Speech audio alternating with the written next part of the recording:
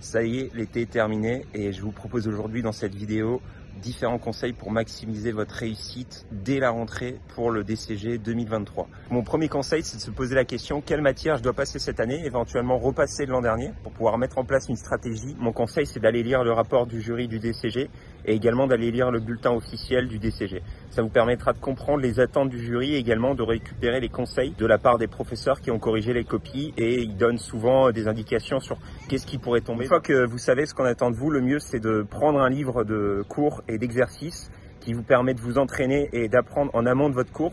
Comme ça, quand vous irez voir le chapitre en classe, vous pourrez poser les questions sur les parties que vous n'avez pas compris et gagner un maximum de temps sur l'apprentissage et directement comprendre. Ce qui n'est pas évident également, c'est la mise en place d'un planning. Ça dépend vraiment du quotidien de chacun, des activités de chacun.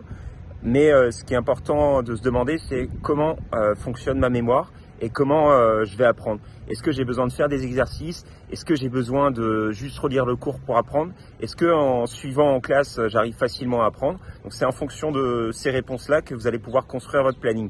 Moi, ce que je vous encourage à faire, c'est d'avoir des activités en dehors des cours pour pouvoir vous aérer l'esprit. Donc ce qu'il faut faire, c'est se poser la question quel jour j'ai envie d'allouer au cours et quel jour j'ai envie d'allouer à une activité physique, une activité artistique.